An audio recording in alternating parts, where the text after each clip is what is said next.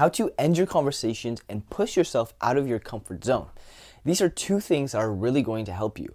First, ending conversations in a way that isn't super awkward. At least you have some guideline on how it's supposed to be done and why it's effective. And secondly, how to get out of your comfort zone so you can actually start improving yourself and pushing yourself, to the limits that you can get to.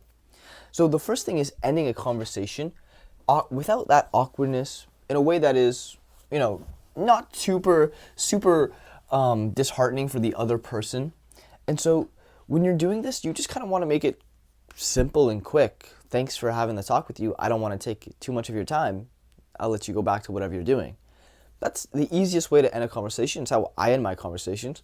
Hey, nice talking to you. I don't want to take too much of your time, but you have your good one, okay? Take care.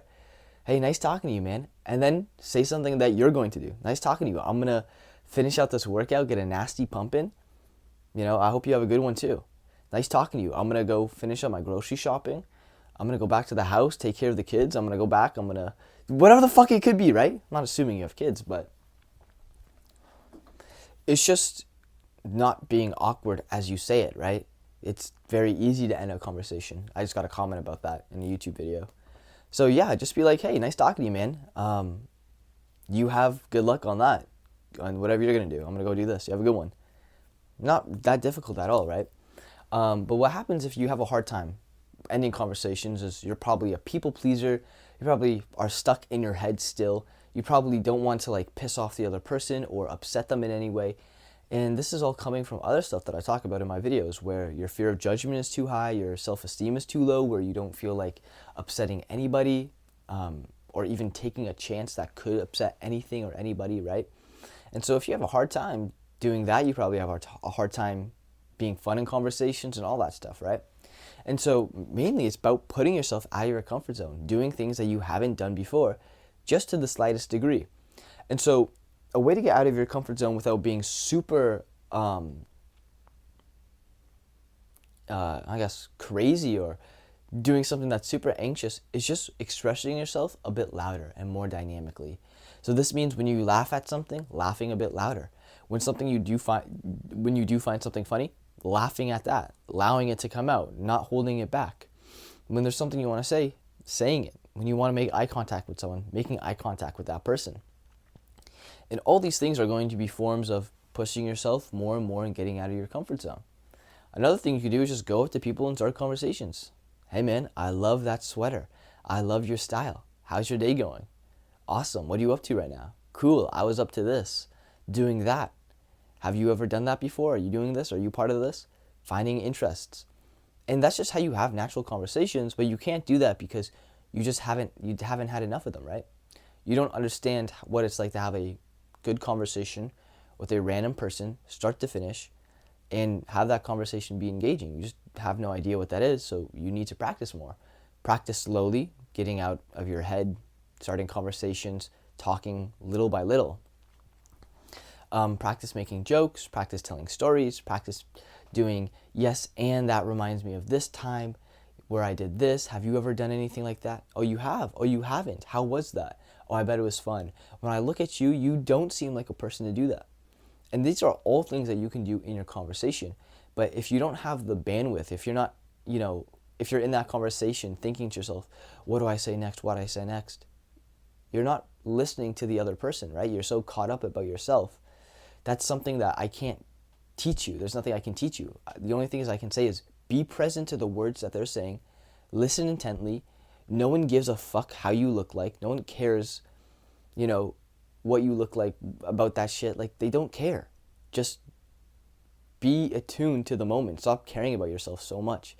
This selfish energy of me, of, how are people looking at me? How am I being judged? What am I? Oh my God, that's just the worst thing that's going to keep you in your head and going to keep you asking questions like, how do I start a conversation? How do I do this? The answer is very simple, but putting it into action is the hard part. Getting out of your own way is the hard part. And if you want more help with that, to be held accountable, to have blueprints that actually, work, you can book a call down below to get one-on-one help with me and really improve your social skills. Well, this is something that's going to come from you pushing yourself out of areas when talking to people that you're not comfortable with. And I gave you some tips: laugh louder, tell a joke, do anything, right? And it's about pushing yourself little by little and showing to your brain that you're okay doing this. Because you need to think about people who are just fully expressive, people who maybe haven't had a stressful childhood as yours, and when they do go to express themselves or say anything, and maybe they're just naturally more extroverted, they had a more extroverted family, that when they do express themselves, it's loud and it's there, and they're not trying to be hidden or ignored.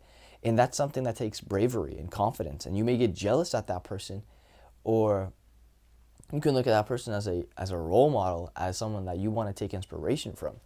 So there's always two ways to look at it.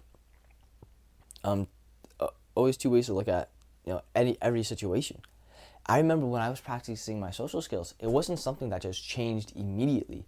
Like I've said before, over and over again, it was about 2 years, maybe a year and a half, but it was a good while of me practicing and getting better, to the point where I can walk up to people, be engaging, start a conversation, not really have any anxiety, know what to say. And it's not like I know what to say, because every conversation in person is different.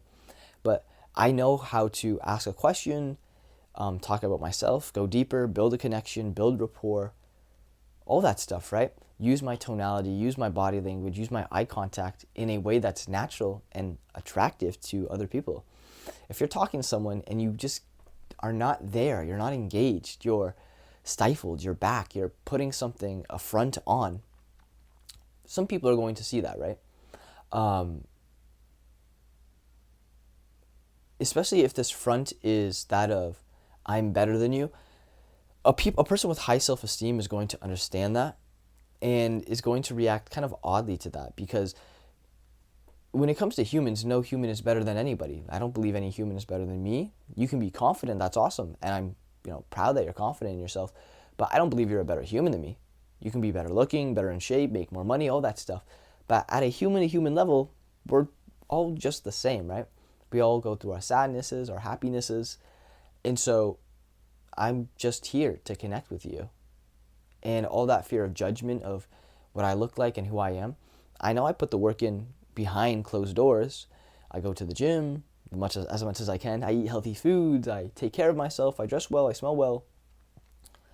I've done all that stuff, and so I try not to worry about that as much as I can, because I've done everything I can with it. I've improved the way I look. I've improved what I can about myself to the degree I can right now. And so I don't really give a shit too much about it. Now, if I had massive pimples all over my face, and that's something I normally didn't have, and that's something I could change, yeah, I'd be kind of self-conscious about that. And I used to, right? I used to have worse skin and stuff until I figured out how to do this. No one taught me. I didn't have anybody like that. And so a lot of it was just figuring it out by myself.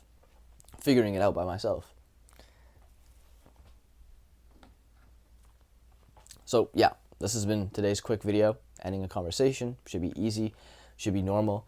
Anytime you talk to someone, right, if you have this social anxiety, this fog in your head, when you're getting caught up, take some deep breaths. Take it way slower, right? You're just getting so riled up in these moments that you just need to show that your brain that you can just take it way, way slower.